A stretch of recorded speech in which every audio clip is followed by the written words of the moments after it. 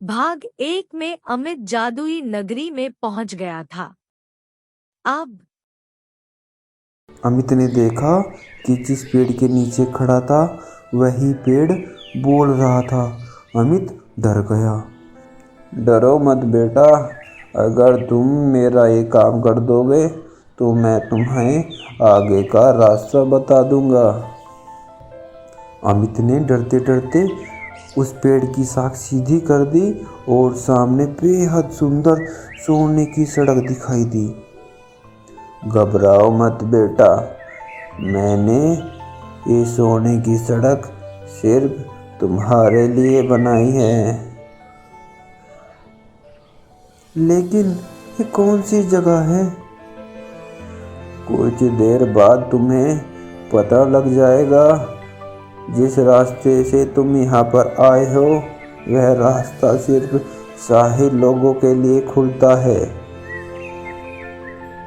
तुम जरूर कोई खास हो। अचानक से अमित की नज़र एक सेब के पेड़ पर गई। अचानक से पेड़ पर लटका सेब अमित की ओर देखकर बोला, अगर तुम्हें भूख लगी है तो तुम मुझे खा सकते हो।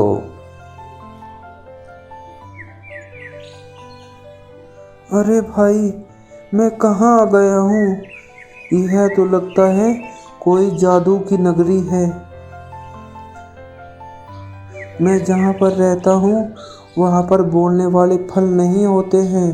अगर वह बोलते तो मैं बिल्कुल नहीं खाता। तुम वाकई बहुत दयालु लगते हो। इस जादू की नगरी में तुम्हारा स्वागत है बच्चे। इस सोने की सड़क पर सीधे चले जाओ और कुछ देर बाद तुम आगे अपने मुकाम पर पहुंच जाओगे। अमित एक आलीशान महल के सामने जा पहुंचा। तभी उसके कंधे पर पीछे से किसी ने हाथ रखा और अमित ने देखा तो वह सामने वही बूढ़ा था और देखकर मुस्कुरा रहा था। कौन हो तुम?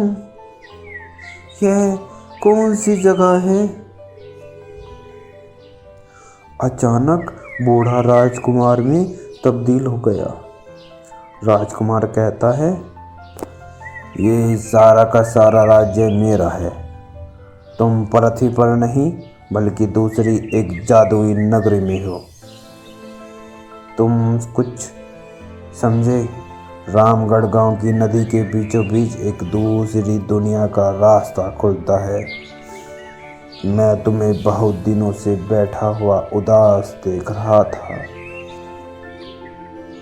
मैं जानता हूँ कि तुम बहुत अच्छे हो और तुम्हारी दुनिया में अच्छे व्यक्तियों के साथ अच्छा बर्ताव नहीं होता है, जबकि हमारी दुनिया में ऐसा बिल्कुल नहीं होता। इसलिए मुझे लगा तुम्हारी मदद करनी चाहिए। राजकुमार अमित से बोला, ये सारे सोने के सिक्के तुम्हारे हैं कि यहाँ से तुम इन सोने के सिक्कों को ले जा सकते हो। तुम जब चाहो यहाँ पर आ जा सकते हो, मगर याद रखना, इस बात को हमेशा राजी रखना। यहाँ तक कि तुम्हें अपनी पत्नी और बूढ़ी माँ को भी इस बारे में नहीं बताना है। जिस दिन तुम इस राज को छुपाने में नाकामयाब हो जाओगे, तुम्हारे लिए इस दुनिया के दरवाजे हमेशा के लिए बंद हो जाएंगे। अमित थैली में सैकड़ों सोने के सिक्के भरकर चलता है और उसी जादुई पेड़ के पास मौजूद छोटी से तालाब पर आ पहुंचता है। तुम इस तालाब में कूद जाओ और तुम अपने गांव में दोबारा वापस पहुंच जाओगे। अंदर कूदता है।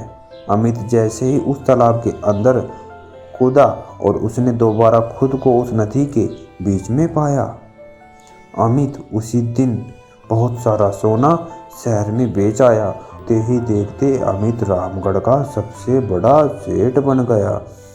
एक दिन अमित की पत्नी ने अमित से पूछा, तुम इतने सारे पैसे कहाँ से लाए हो?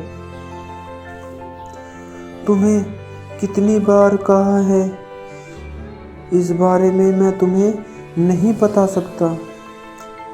इतना तो मैं तुमको जानती हूँ, तुम कोई गलत काम नहीं कर सकते हो। अमित की अमीरी देखकर कालूराम अंदर ही अंदर जलने लगा। मेरी समझ में नहीं आता है, एक दिन उसने अपने खास रातों रात अमीर से कहा, कैसे बन गया?